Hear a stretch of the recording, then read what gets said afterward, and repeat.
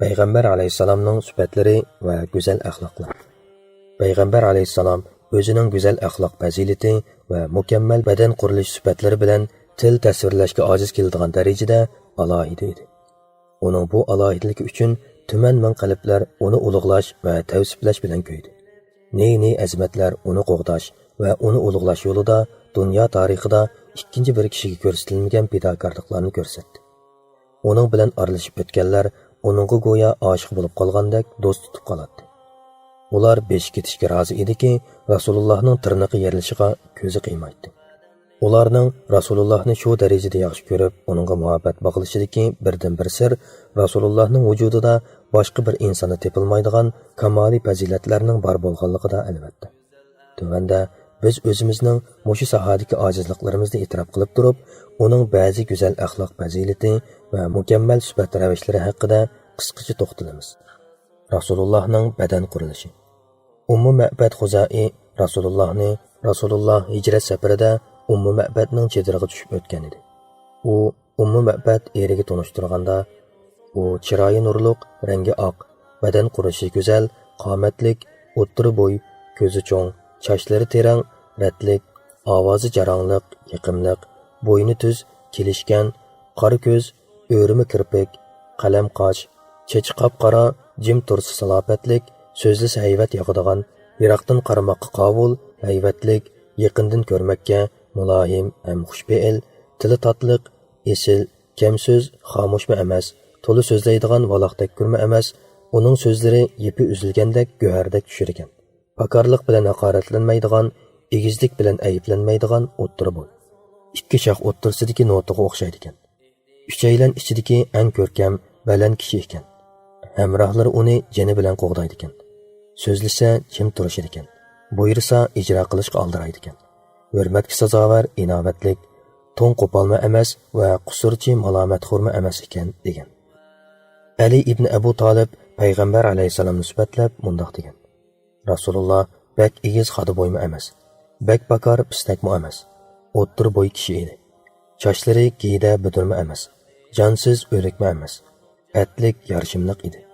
Yuzi go'shlik, semizmi emas, o'ruqmi emas. Yuzi yumaloq, rangi ro'yi oq, ko'zining qarchug'i qop-qora, kirpiklari quyuq, ko'kragi keng, g'olliq, maydasida tuvanga so'zilgan yumron tuklar bor edi. Put-qo'llarining alqonlari keng edi. Mangsa egizdan tushayotgandek salmoq mang'atdi. Qarasa tamoman burilib qaraydi. G'o'lida payg'ambarlik muhri bor edi. Qo'li keng, ya'ni sehi, yuraklik, qo'rqmas, rostchil, vafodor, tabiati o'ngluq chiqishqoq edi. Payg'ambar alayhissalomni dastlab ko'rgan odamga surlik to'ylatdi. Uning bilan aralashib tanishgan odam uni do'st tutib qoladi. Rasulullohni tariflovchilar payg'ambar alayhissalomdek odamni burunmi va keyinmi ko'rmadim deyishidi. Alidan naql qilingan yana bir rivoyatda Rasulullohning bosh so'nki cho'ng, ustixonliq, maydasida tuvanga so'zilgan yumron tuklar bor edi. Go'yo egizdan tushayotgandek tez mang'atdi deyilgan. Jabir ibn Samura payg'ambar alayhissalomning eg'izi yo'g'on, ko'zining eqi qizg'uchiroq, putining o'shiq so'nki o'sik edi degan. Abu Tufayl Rasululloh rangi oq, qonsharliq, o'ttir bo'y kishi edi degan. Anas ibn Malik Rasulullohning put-qo'llarining alqonlari keng edi degan. U yana mundoq degan. Rasulullohning yuzi oq seriqmi emas, bug'doy o'nglik qaramtulma emas, nurliq parqiroq edi. Rasululloh olamdan o'tganda uning choch soqollarida 20 dona oq tuk chiqmaydi. Uning chekisida va bosh qismida onda-sonda oq choch paydo bo'lgan edi. Abu Juhayfa men Rasulullohning tuvankilivi ostida, ya'ni maqilida ancha-muncha oq tuk ko'rgan edim degan. Abdullah ibn Busri Rasulullohning maqilida bir qancha tal oq tuklar bor edi degan. Bara ibn Azib Rasululloh o'ttiri bo'y, g'olliq kishi edi. Uning qulqini yepib turadigan chechi bor bo'lib, men uni bir kuni qizil rangli ton bilan ko'rgan edim. Menga uningdan chiroyli kishi ko'rinmadi degan. Payg'ambar alayhissalom dastlabki bir mezgillarda Yahudiylar bilan chiqishib o'tishni yoqtirganligi uchun chechini qo'yibdi. Keyingi kunlar kelganda chechini ayiradigan bo'ldi degan. Bara Rasululloh odamlar orasidagi yuzi, chiroyi eng chiroyli, tan qurilishi eng kelishgan kishi edi degan. Ar-Roidan Rasulullahning chiroyi qilishdek parqiraqmidi deb so'ralganda, u yo'q, balki uning chiroyi shakli oydek edi degan. Rabi'a Muavviz, men Rasulullohni ko'rsam, quyoshning julo qilib nur chachgan holatini ko'rgandek bo'lardim degan. Jabir ibn Samura, men bir oydan kechida Rasululloh bilan uchrashgan edim. Men Rasulullohga bir qarayman, oyga bir qarayman. Rasululloh qizil to'n kiyib olgan ekan, mening nazarimda u to'lin oydinmi chiroyliroq bo'lib ketibdi degan. Abu Hurayra, men Rasulullohdan chiroyli odamni ko'rmagan. Quyosh go'yo uning yuzida oqqandek bilinadi. Mangsa uningga yer qatlanayotgandek tuyulatdi. Biz mushaqqat bilan mangsak, u qiynalmay mangadi degan. Ka'b ibn Malik mundaq deydi. Rasululloh xushallansa chiroyi yorib ketadi. Go'yo u to'lin oyning o'zi bo'lib ketadi. Bir qatim u Oishaning yanida tarlab qolgan edi, uning yuzi vilildab ketdi.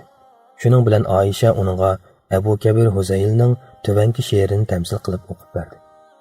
Qaraydigan bo'lsangiz chiroy shakli janonning, chaqmoq kabi nur chachar misli bulut jahonning. Abu Bakr Rasulullohni ko'rsa mundaq deydi. Ishonchlik Mustafa yaxshilikqa chaqirar. To'lin oyning nuridek qorong'uni yoritar. Umar Rasulullohga Zuhayrning Haram ibn Sinan haqida aytgan muni bir misra she'rini tamsil qiladi. Siz agar bo'lmay kishi odamizot naslidan chiqsangiz ko'kka o'zib nursiz ko'ringay to'lin oy. Ondan u Rasululloh mana mushundoq edi deydi. Payg'ambar alayhisalom g'azablansa, chiroyi qizirib, go'yoki uning mag'ziga anarning donchilari siqilgandek bo'lib ketadi. Jabir ibn Samura Rasulullohning pochiqida ozroq qapartma izlari bor edi. U kulsa tabassum bilan kuladi. Men Rasulullohni ko'rsamla ko'ziga surma so'kapti deydim. Ammo u surma tortmaydi degan. Ibn Abbos Rasulullohning tishi arashroq edi. So'zlasa tishlari orasidan nur chiqayotgandek bilinadi degan. Uning bo'yni kiyikning bo'ynidek kelishgan, kumushdek pokiz edi. O'rmi kirpiklik, quyuq soqolliq, peshonasi keng, qalam qosh, qonshorliq, mag'zi tuz, ko'krigidan kindikigacha tuvan so'zilgan tuklar bor edi. Qo'l va ikki do'lisi tuklikroq, qo'rsoq va maydalari tuptuz, keng ko'kraklik, belaklari uzun, put-qo'llarining alqonlari keng, tapinining bo'shliqi yivangroq, uyga barmoqlari uzun edi. Mangsa qo'zg'ilib mangadi. Qadimini uzib ko'tarib, salmoq qadam tashlab mangadi. Abu Juhayfa, men Rasulullohning qo'lini tutib, peshonamga qo'ygan edim, u qardinmi so'g'uq, ipardinmi xushbo'y to'yildi degan.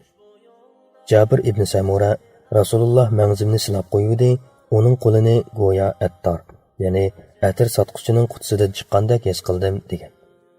Ummu Sulaym Rasulullohning tarlari eng esil xushbaroq edi degan. Jabir, biror odam payg'ambar alayhisalom mangan yo'ldan o'tsa, u shu yo'lning xushbo'yligidan bu yo'lda payg'ambar alayhisalomning manganligini biladi. Uning mo'risida kaptar tuxumiga o'xshash asli etida payg'ambarlik mo'ri bor edi.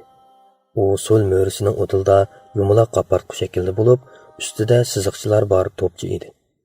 Payg'ambar alayhisalomning mijoz xarakteri va esil axloqlari.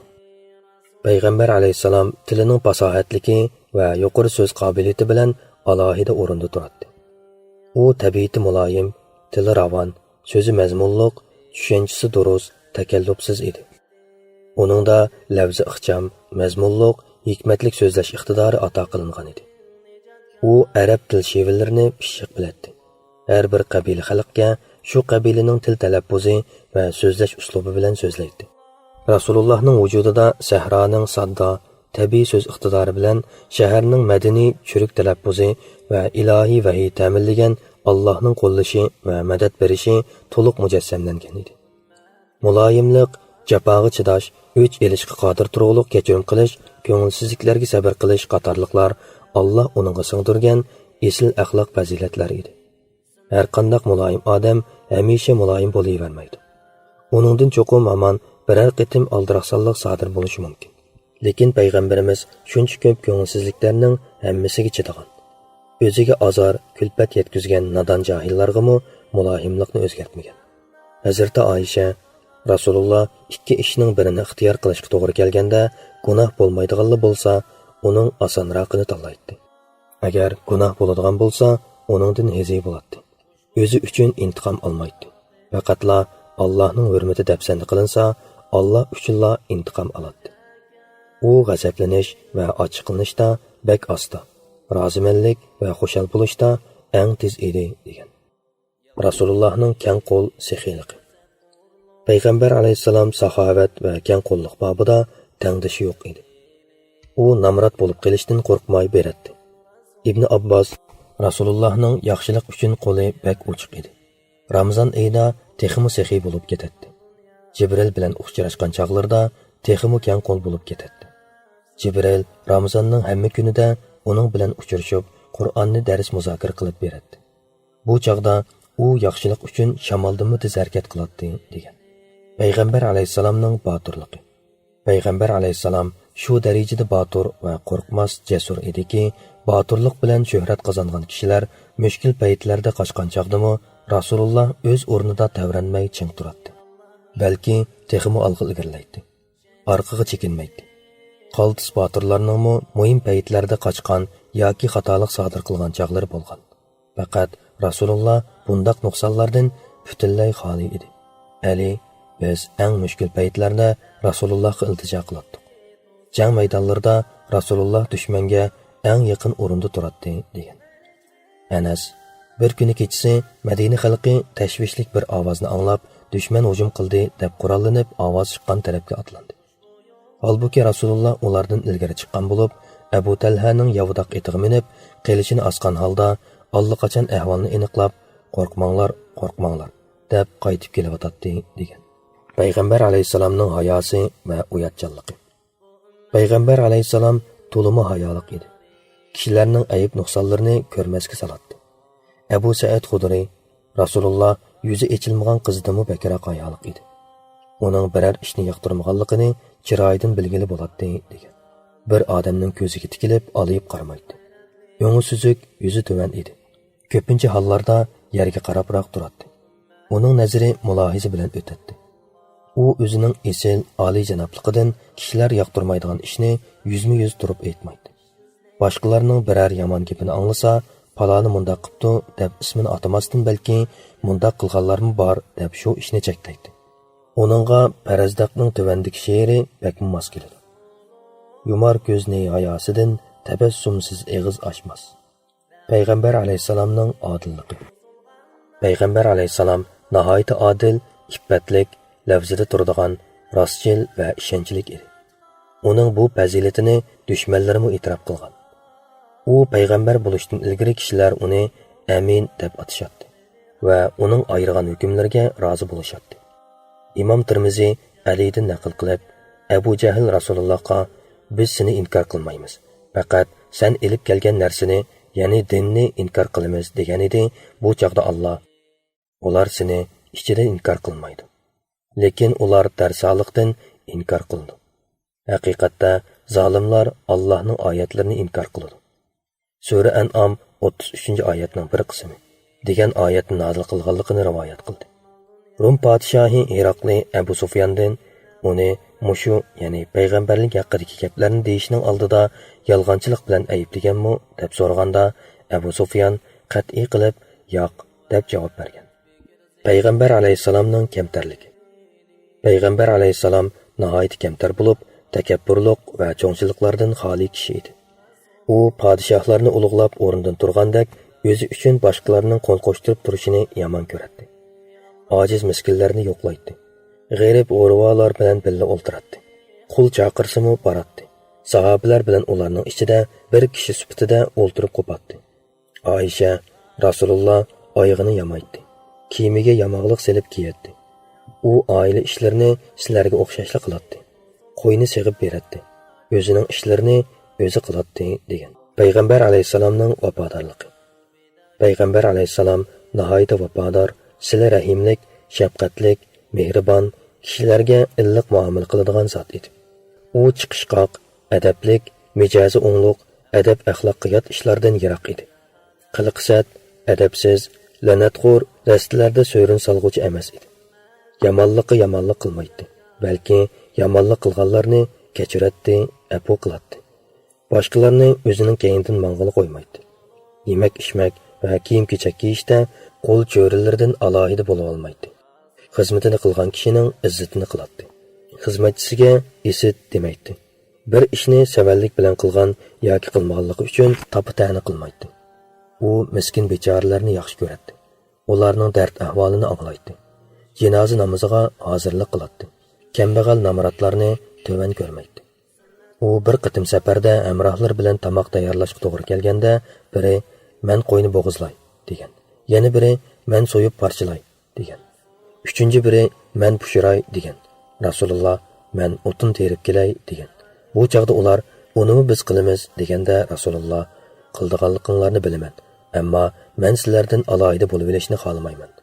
Alloh bandasining o'z hamrohlaridan alohida bo'lib olishini yoqtirmaydi" degan va berib o'tin terib kelgan. Ibn Abi Hala Rasulullohni sifatlab mundoq degan. Rasululloh hamisha xiyolchan, doim tafakkur ilkida yuradi. Kulib yayirmaydi. O'rinsiz so'zlamaydi. Ko'pincha hollarda sukut qiladi. Bir gapni boshlasa, to'liq oyoqlashtiradi. Ixcham, mazmunliq, behuda gapdan xoli, kamkutsiz, uqumliq qilib so'zlaydi. Muloyim, xushfe'l edi. Qo'pol, to'ngma emas, yuvosh, yumshoqma emas edi. Har qanday ne'matni kichik, oz bo'lsa-mu qadrlaydi. Ayibga buyurmaydi. Bir xil tomoqni e'tiborlab, yana bir xilni so'kmaydi. O'zi uchun o'ch olmaydi. Faqat haqiqat daxli ta'ruzga uchirsa, haq o'z joyiga qaror topguncha g'azabini bosqin bo'lmaydi. Ishora qilsa, butun aloqa bilan ishora qiladi. Bir ishdan ajablansa, olqinni bulanglatadi. G'azabi kelsa, yuzini boshqa yoqqa burib oladi. Shotlansa, ko'zi yumilib ketadi. Kulsa, tabassum bilan kuladi-da, tishlari mo'ldirdek barqarab ketadi. Payg'ambar alayhisalom bema'ni ishlardan tilini yig'adi. Sahobalarni ittifoqlashtiradi. Hargiz oraga arazlik solmaydi. Har qavmning kattasini hurmatlaydi va shularga boshliq qilib qo'yadi. Kishilarni chiroyini turmay, mijozini o'zgartmay turib ogohlantiradi. U nihoyatda ehtiyotjon edi. Sahobalarni yo'qlab turadi. Kishilardan el orasidagi ishlarni so'rab turadi. Yaxshi ishlarni qo'llab-quvvatlaydi, yomon ishlardan seskandirib, uni qamchilaydi. Harakati mo'tadil, qarma-qarshi emas edi. Uning nazarida hamma ishning andisi bor bo'lib, to'g'ri ishdan qusur chiqarmaydi. Haqni tutaman deb haddidan oshirib o'tmaydi. Yaxshi odamlar bilan yaqin o'tadi. Uning nazarida yaxshilik ko'p kishilar eng fazilatli odamlar hisoblanadi. Keng qo'l, oliy janob, esil kishilarning o'rnini yuqori ko'taradi. Rasululloh o'ltirsa, qopsa, zikr tasbih bilan o'ltirib qo'yadi. O'ziga alohida bir o'rin egallamaydi. Bir qavmning majlisiga borsa, to'g'ri kelgan yerda o'ltiradi va shunday qilishni ta'kidlaydi. Har bir suhbatdoshiga o'ziga loyiq o'rin beradi.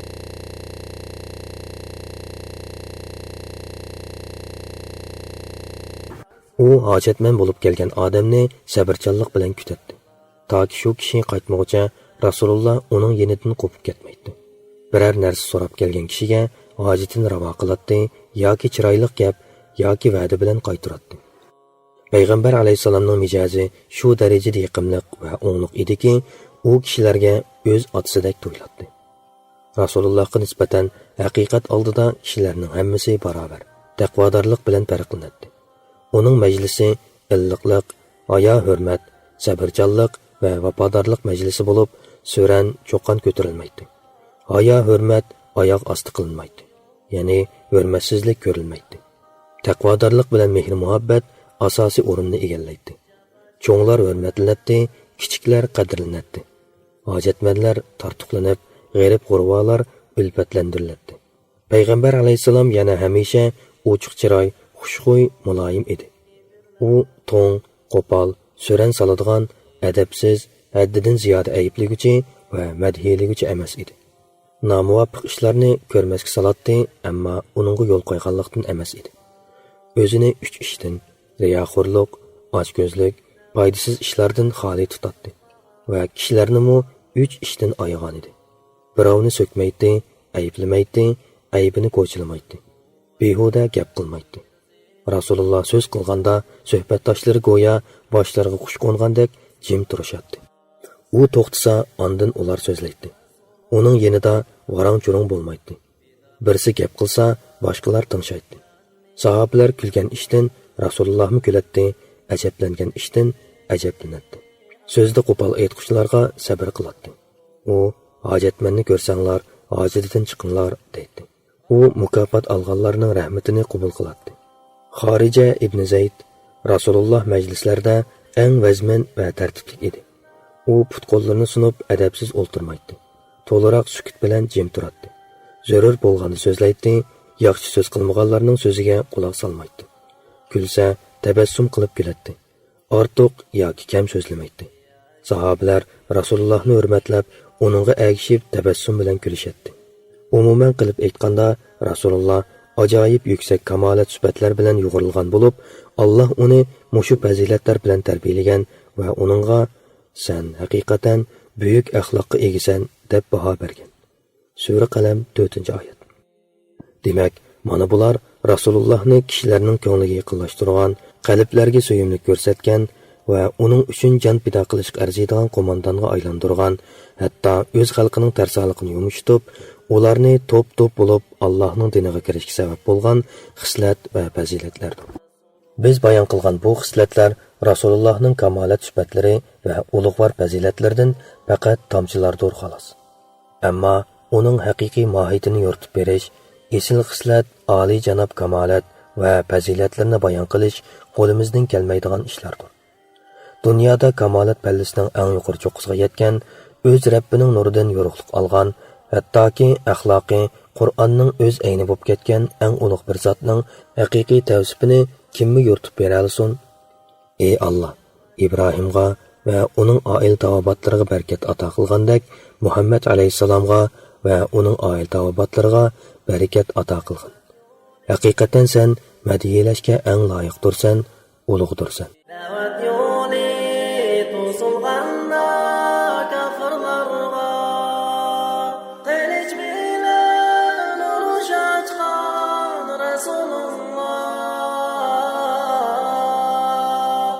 Ushbu yo'lda qini aqan tuproqlarga japa chekkan bu din uchun Rasululloh